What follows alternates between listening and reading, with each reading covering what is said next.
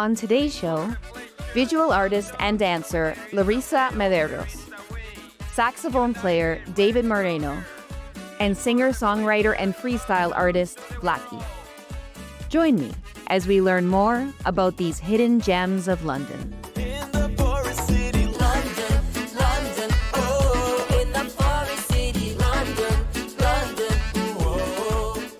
Welcome to London's Hidden Talent. I'm your host, Jennifer Martino. In London, Ontario, our art and culture scene is thriving thanks to the creative talents of lifelong Londoners and people from around the world who have made this community their home. Together, we will get to know the people who are bringing our stages, galleries, and streets to life. Today, we are celebrating talented local youth. First up, we have visual artist and dancer Larissa Meidero. Larissa began her ballet journey at the age of 2 in Rio de Janeiro and started flamenco dancing at age 6. In 2017, she moved to London, Ontario, where she continued her flamenco studies with Flamenco del Sur. An exceptional painter, Larissa started studying art at age 6 and won her first art contest at age 8. As a high school student in London, Larissa has won awards in the Remembrance Day poster contest, and her artwork is currently featured in the office of London Mayor Josh Morgan. Larissa, thank you for joining us on London's Hidden Talent. I'm really excited to have a youth showcase today on this episode, and I wanted to start with you because you are an amazing visual artist and you're becoming really well known in our community for your visual art. You also are a dancer and you've been studying both things since you were very little. So thank you for taking the time to come and tell us a little bit more about you today. Thank you so much for having me, and thank you for the compliment on my art. It's a pleasure to be here and be talking to you. Well, I mean, your art, if you can see, or even right behind me, what you brought today is such a beautiful choice because it's a self-portrait and it's you dancing flamenco. In an earlier episode, we had your mom on the show, and she's Patricia of Flamenco del Sur, and she has a flamenco dance studio. So I know that your family is artistic in many different ways. Your sister plays piano beautifully as well, and she's also a dancer. What has it been like for you to be surrounded by music and art and dance your whole life? Ever since I was young, I've always listened to music and dance. My whole family, we love doing that. Especially my mom. Besides flamenco dancing, she also plays the piano. So I started with that, and then I tried out the flamenco with her. And yeah, as you can see, that painting has some flamenco in it. And because I danced flamenco myself, right now I'm focused more in art, like visual arts. My first visual arts lesson, I was 7, and then from then on, I fell in love with painting and drawing, and I've been doing that ever since. What was your first visual art lesson? Was it about drawing or painting? What did you start with? So this was back in Brazil. We started with drawing, and then I worked with different mediums, like different paints, acrylics, watercolor, and I've progressed, and now I work with oils, which is the most difficult type of paint. Yeah. And very early on, you entered some competitions as well, and you won a competition quite early in your life? Yes. So the competition was part of this art school. I won the category between ages 7 and 10. I won first place, and I remember my painting was displayed there, and I mean, it was an amazing moment. It really boosted my confidence. Yeah. Yeah. And that's part of why I wanted to have an episode that was focused on youth. I think it's so important that we recognize the talent that people have at all stages of life. And absolutely, there's times that throughout our life we develop our skills, and you can do that through education, you could do that through practice. But it's simply the case that some people from the time they're very little know where their passions are, and they're able to do really amazing things really early. And that's an important part of our art and culture scene in our community as well. And I was really proud when I saw that you were recognized for having your art in the mayor's office And so which piece did he end up selecting for his walls? It was a landscape piece, so it stayed in his office for some time. And then I had to collect it after because he likes to like rotate with different paintings to promote different artists in London. And from there, the painting is now at STA, the school that I graduated from. And if you ever visit there, you can see it on the wall. And I also want a plaque saying like Larissa displayed her artwork from this date to that date. Yeah. Wow. Have you had formal training in art since you've come to Canada? Is that something that you've explored either through high school or through private lessons, or have you more explored it independently? A little bit of everything. Throughout high school, I took visual arts all years, grade 9, grade 10, 11, 12. But I also take art lessons, private art lessons outside of school with a private teacher, and that definitely improved my art for sure. Yeah, this piece I worked with my private art teacher. Yeah. And I think your next step is that you're going to OA Art. And OCAD. The OCAD, oh, sorry, not OCAD, the Ontario College of Art and Design. Exactly. And in order to be accepted into that program, you had to create a portfolio of work. Yes. Mm-hmm. And is there a different stream that you're going into, or is it just a comprehensive program of different art forms? So basically what I'm working towards is a bachelor's of fine arts, but my specific major is drawing and painting because it's my passion. But the first year you kind of work on everything, so I'll be working in photography as well, art history, but the focus is definitely drawing and painting. Mm-hmm. How did you decide that you wanted to pursue fine art after secondary school? I mean, I've always loved art, and back in Brazil, I had the dream of becoming an artist, but back there, I don't think that dream would have turned into reality. But here in Canada, I'm able to like dream a little more. And when I saw that like I can do this like for a living, I was like, I have to. Like, there's nothing else I would do. Yeah. Are there certain projects that you have in mind for yourself right now, like themes that you would like to do more work on, or styles of art that you think that you would like to develop yourself more? I think for now I'm really into oil painting. I want to improve it more and more, and I'm working on like finding my style. I don't think I've found it yet. Like some people they like painting cats or like something like that. I think I really like portraits. I'm thinking I want to work on something more like related to my roots, like Brazil and everything, how I grew up. Yeah, I'll see. There are a lot of themes to explore. And, I'm wondering, you have the advantage of coming from a family that really values the arts and supports the art. There are other young people who don't come from that kind of family background, but are thinking that there's something inside them that says that they want to express themselves through art. What would you tell someone who's maybe just getting started or considering it, but might be a little bit nervous to see where it takes them? I would say whatever it is that you want to be, like, keep working on it, keep practicing, even if people around you don't really encourage you because you know who you are, you know who you want to be. Just work towards it, network, like find opportunities. Every opportunity you see, take it because it will be beneficial. And that's exactly why I wanted to have you on here today, because I think there's so much that people of all ages can take from your dedication to your form of artistic expression, including the fact that you've been willing to try different things. You started in dance, you realized that really your focus and your passion was visual art, and you've achieved things already that, would be dreams for a lot of people. I will be absolutely following your journey, and I'm going to be following your Instagram account to see what you come up with once you're at OCAD. I hope that you will continue to bring your talents back to our community because we need people like you here, and you are the next generation of local talent. I want to see you on a London Studio Artist Tour one day, for example, as part of Doors Open London. But I'm really glad to know that I can visit your art anytime at St. Thomas Aquinas, and other Londoners can see your work there too. So thank you, Larissa, so much for taking the time to be here and tell us a little bit about your story today.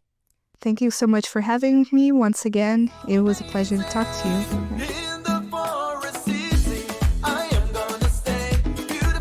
Next, we have saxophone player David Moreno. Canadian-born with Colombian roots, David became a student of Cuban-Canadian saxophone player Johnny Correa only 3 short years ago after developing an interest in jazz. In the past year, David has shared the stage with Johnny on occasions such as New Year's in Victoria Park and Canada Day on Dundas Place. David recently graduated from the Ontario Institute of Audio Recording Technology and currently works freelance in live audio. David, thank you for joining us on London's Hidden Talent today. I have really enjoyed watching you in the community. You've been part of big presentations as a musician, such as New Year's Eve in Victoria Park, Canada Day celebrations, but this is my first time actually getting to have a conversation with you and learning more about you as a person, as an artist. So I really appreciate your time today. Oh, thank you so much for having me. It's fun. It's fun being here. First time in front of like cameras too, so. Really? Yeah. Well, as far as you know, but there were cameras at New Year's Eve. Oh yeah, but they're like Canada discreet. Day. Like this time, like I actually see all the cameras here. Yeah. Yeah. It's a good experience, and actually that's part of why I wanted to have this program as well. Part of it is helping Londoners understand the amazing talent that we have right here in our community. And that's both people who are born here, and you were born here locally, but also people who have come from all over the world to make this place their home, and then also to give local artists and emerging artists an experience in a scenario like this, so that when they're invited to do media interviews, they feel comfortable and confident. So I'm glad that you're enjoying it so far. Yeah. I wanted to ask you about how you came to play the saxophone, because that's not an instrument that you picked up until you were a teenager. And I wondered what drew you to that instrument particularly. Yeah, no, originally what I did is I was on piano. That was the first instrument. I don't know how old I was, like maybe elementary school when I met Johnny, my instructor for piano. So I started with that. I've been doing that for a lot of years. Eventually, I did get curious on the drums. So like there's a picture of me somewhere where I played drums. Like, oh, it's not even really a drum set. It was just a little makeshift drum set. But then I shifted from that to guitar. I still play guitar, but it's not like my main instrument at all. And then at a point I started getting into jazz a lot.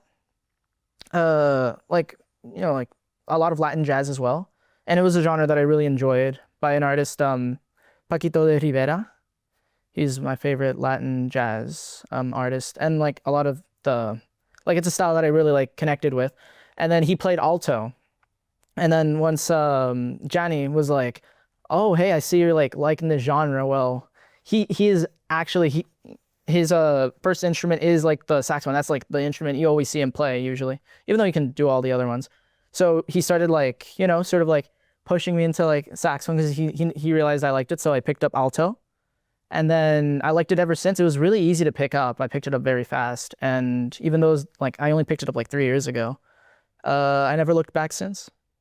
What has it been like to work with a music teacher like Johnny? Because Johnny was on the program in the fall, and he's classically trained, studied at the University of Havana in the music program. As you said, he can play any instrument. He's also a band leader, and really just a great person, and so supportive of other artists in the community, supportive of young people. What is it like to work with someone who has so much training and experience and have them as your teacher? The nice thing about having him as your teacher is like he'll find a good way to implement how he teaches you the classical techniques without it being very stale. So it's very well implemented. As well, it's nice if you have like shows with him. He'll come to you and like he'll help you as well. Like he's very supportive. And it's been really beautiful for me to watch from the audience him include you in really big shows. And I know he's so proud of you and he loves to have you on the stage with him. And to see you be part of the first ever Latin band to play on the Victoria Park Bandshell for New Year's Eve.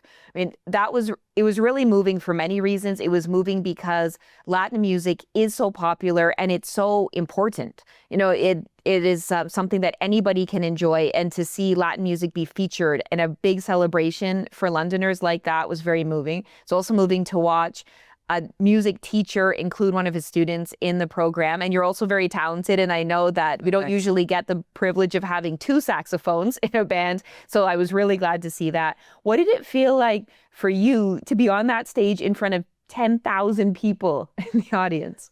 Yeah, it was definitely wild because originally, like I was just like, you know, taking my regular weekly class with him. I was just like, you know, like just doing some jazz songs because I love jazz. And then out of nowhere, he was like, oh, by the way, we're going to play for like the New Year's at the Victoria Park stage. Did you want to join? Is like, I mean, like and it was like a couple months before. So like we could get like some songs in and I learned like all the songs with them. And I was like, oh, that sounds cool. Sure. And then we went through all the songs for the next 2 months. Cause one thing that Johnny really likes, he likes it when everyone is like very prepared. Like he's very professional in that sense. Like he will not let you play a song that you're not absolutely sure that you can play well, especially when you're playing with other people. And even though I didn't actually rehearse with the band, I just rehearsed with him, but we rehearsed with the same backing tracks. So as that reference, when I played with the band, it was like the first time I played with the band completely. So I had no previous experience playing with them. Well, at least that big of the band, because sometimes they're smaller. And I mean, it went well. It was like really fun. Honestly, I feel like smaller crowds is a bit more intimidating than bigger crowds, because all you see is like so many people that is like, it's more like you just see them as just one audience instead of like just a bunch of individual people. But yeah, I think I like playing big crowds. Big crowds are nice. And it was exciting. There was a lot of energy. Like people were dancing. Yeah, I mean, that's with Latin music. It's definitely way more engaging with the audience. And, you know, I know that we're going to see you on stages big and small in our community and beyond for years to come. I'm really looking forward to that. And you also just graduated. Congratulations from Thanks. OEART. Yeah. And are there other pieces of music that you're interested in working in professionally that you learned about through that program? Well, pieces as in like working behind the scenes with audio recording, yes. For example? All right. Yes. So even though I am a saxophone player, I've been leaning more these days onto things like production, like music production. Like I've been recording Ana de Mexico. I've been working with her a bit. Just some covers. I'm trying to like build my repertoire, because even though I'm fresh out of school, I'm still very green. I need to get my hands dirty, not lose practice. I do have plans to actually work in studio later on. It's still a ways to come, but eventually, I'm planning on moving to Toronto and working in like giant studios. I don't know if I can say yet, but like there are plans in place. I do have arrangements, but it's still not set in stone. And yeah, I would like to play gigs also, it's more like to complement like my audio experience, because once you've been on both sides of the stage, like as like an audio technician, because if you've been on both sides of the stage, you kind of feel like you can relate more to the artist. And I sometimes I like being in front of the crowd, sometimes I just don't like being in front of the crowd. Either way, I find both jobs to be rewarding. Sort of, it's almost like a customer service job. You want to give the artist, show the artist the best, sort of the best they can possibly look. So like that can be like mixing on the board, monitors, so it's what they hear, very small things like that. Really, I just like shows. Like anything that contributes to a great show, I'm all for that.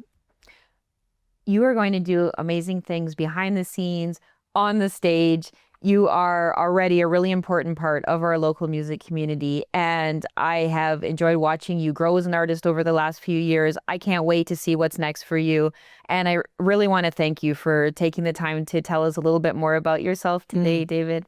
And if people would like to know more about you, how can they do that? Well, got my Facebook, Instagram. I guess it'll pop up We here. can share all of that with Londoners. And when they see you out in the community, I hope they say hi to you and get a chance to get to know you better, just like I have today. So thank you for making the time for this today. Oh, thank you for inviting me. It's fun. It's great.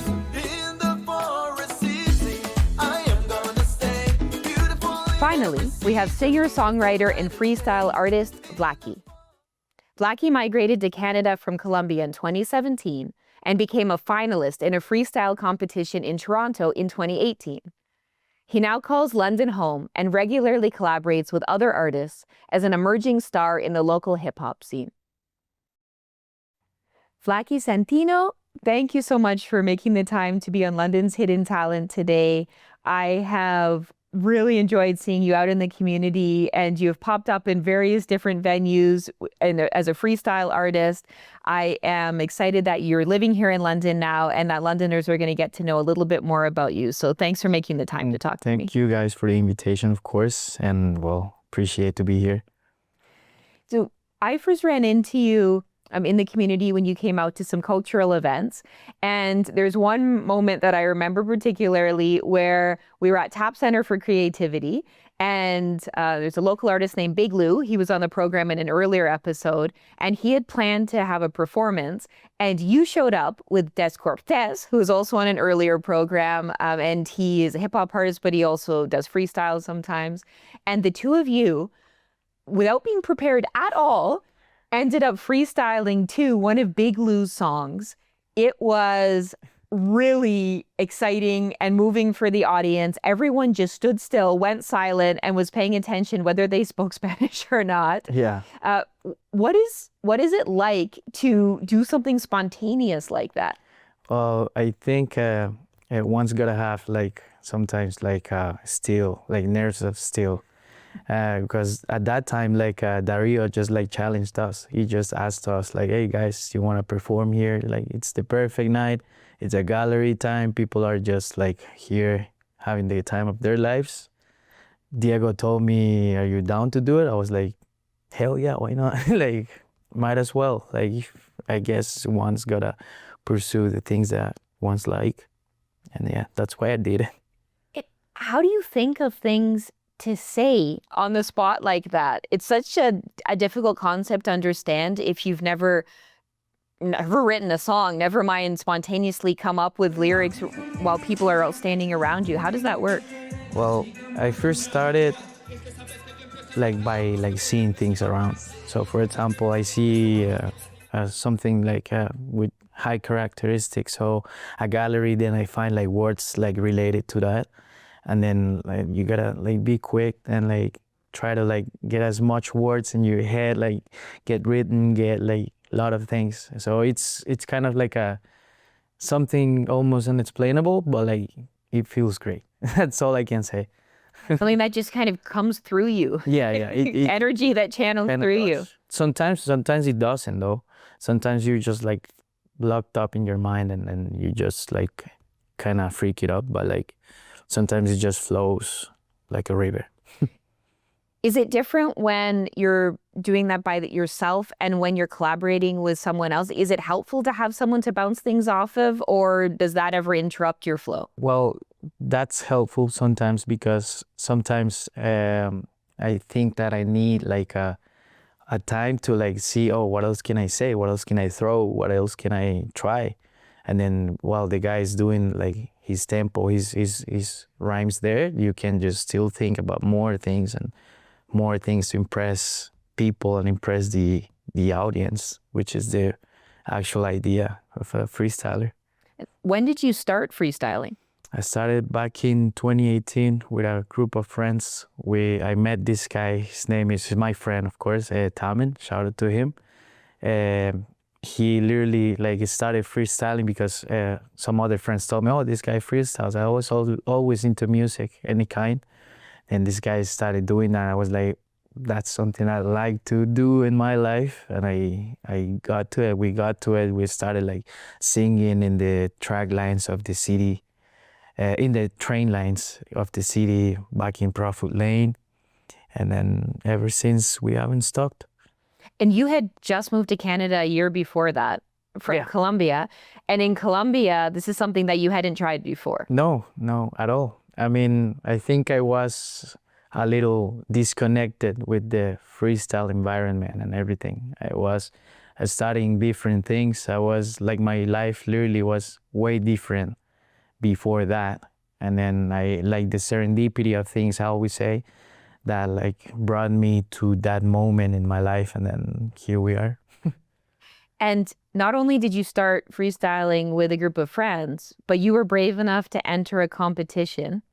Can you tell me about that competition in Toronto? That was last year, but that was 4 years after, 4 or 5 years, which I never expected. I never like try to go to compete, and then this Cortez like asked me, hey, do you want to go to this place that we're doing this like regional freestyling competition, and then if you win or if you're good enough, you'll go to the nationals. And then I went, and then it was a very good day for me. I went to the final, got to the final, but at the same time I was the rookie. So in the final, I didn't know what they were asking for. Like they were asking for this certain like type of rhymes, and then I was like, okay, I'm kind of lost here. I hope I win, but like I kind of lost my hopes in that moment. I was like, okay, this guy might get me because he's way more experienced than me. And then I got second, but like, F it. At least I went to the final. I got to the final in the first try, so it was a good thing. And when you say that they ask you for certain kind of criteria of what you're supposed to do, is it the type of lyrics, or is it the type of beats, or how does that work? No, it's like the type of topics and like the type of, like sometimes it's just like 4, like the tempos are like 4, 8s, and I was way too new before that. I was like, this guy like told me something that I never heard before. I was like, oh my God, what is even that? I'm just gonna freestyle on the freestyle. and then that's how they got me. But like, well, it was cool. I loved it. Yeah. And it also gave you that momentum and energy to keep going. And I mean, I'm glad that you take the opportunity when somebody throws you a mic when we're out here in our community. I'm so glad that you step up to that. I've really enjoyed listening to you, and I'm really looking forward to what comes up for you next. Is music something that you're hoping to pursue now? Are you thinking about recording anything, or what are your next steps? Yeah, I've recorded a couple of songs. I just haven't uploaded them. I just have uploaded one that I did with Des Cortez last year. It's called Escapate. And then I have way more.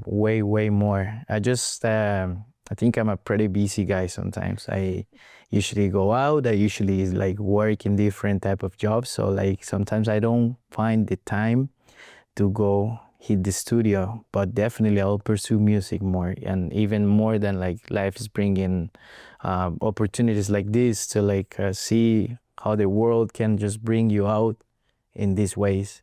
So of course, yeah, I would. If people would like to find out more about you, they would like to maybe follow your up and coming projects, how can they find you? They can find me in Apple Music as VLAKI Santino. All you gotta do is like put caps lock, and it's UVLAKI,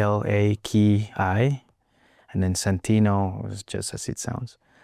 And then they can also find me in Instagram, same name, but like with underscores, or VLAKI_Santino. I'm usually always there. I love Instagram.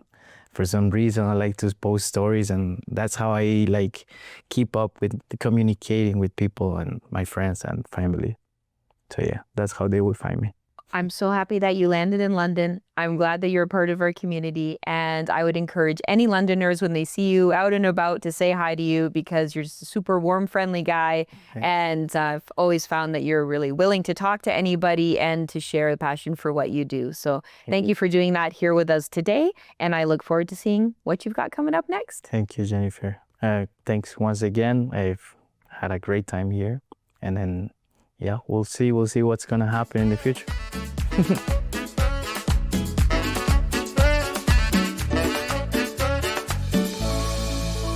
In London, I fell in love.